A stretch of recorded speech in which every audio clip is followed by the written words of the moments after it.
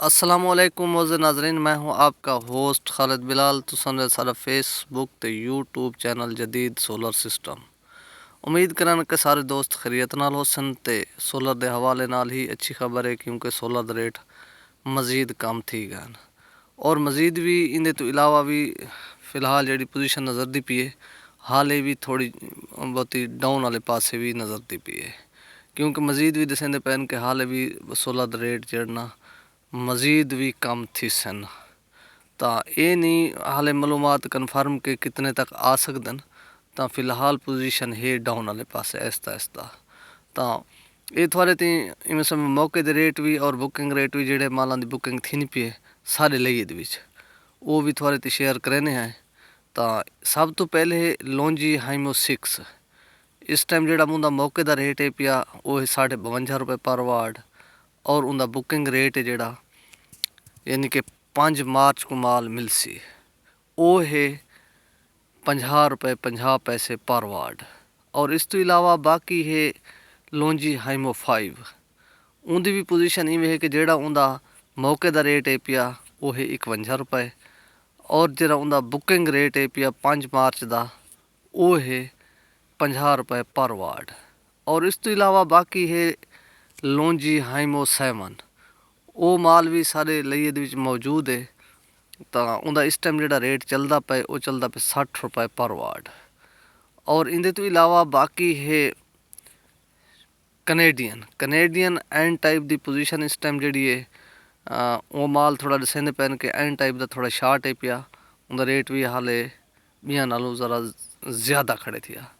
तो वो भी पिछों फिलहाल माल मिलता नहीं पिया। अगर मिल गया माल सही पोजीशन का तो इवें रह गया तो वो भी मज़ीद कम थी सकते। लेकिन फिलहाल जी उनकी पोजीशन है पई मौके का जोड़ा रेट चलता पे वो 57 रुपये पर वाट और जो उनका बुकिंग रेट है पिया 5 मार्च को माल 5 फरवरी को माल मिल सी तो वो है 56 रुपये पर वाट। और इस तो इलावा बाकी है कनेडियन पी टाइप उनकी भी पोजीशन इवें है कि वो भी माल का रेट उनका भी डाउन था। उनका भी दसेंदे पे जो मौके का रेट है पिया वो है 50 रुपये 50 पैसे और जोड़ा उनका बुकिंग रेट है पिया वो है तकरीबन 49 रुपये पर वाट। वो भी 5 मार्च दे विच तकरीबन माल मिल वैसी। और इस तो इलावा बाकी है जिनको एंड टाइप की पोजीशन इस टाइम जी है सारे लइए दी मौके पर जो उनका रेट चलता पे 56 रुपये पर वाट और उनका जोड़ा बुकिंग रेट है पिया 5 को जो माल मिल सी 5 फरवरी को उनका रेट भी 54 रुपये पर वाट। और इस तो इलावा बाकी भी काफ़ी उमें तो मार्केट दे विच माल आए हुए हैं एन टाइप दे भी आए हैं पी टाइप दे भी आए हैं रेट भी उन्होंने काफ़ी कम हैं पे। लेकिन कोई सारे दोस्त पूछते पैन कि माल जेडे नवे हुण आए इन्हां दी क्या सूरत हाल है। वैसे सब तो पहले सारी साबित इन्हें एफिशिएंसी चेक करनी चाहिए है।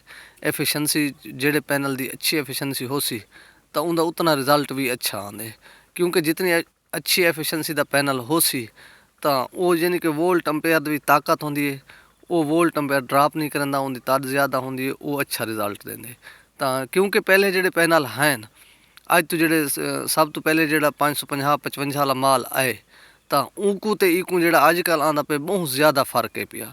इंदा रिजल्ट बहुत ज़्यादा जो अजकल पैनल आंदा पे क्योंकि एफिशिएंसी सिर्फ अच्छी है, क्योंकि पमाइश तो हिक्का भी है ना, एफिशिएंसी सिर्फ अच्छी है उनकी वजह तो इंदा रिजल्ट अच्छा है पिया।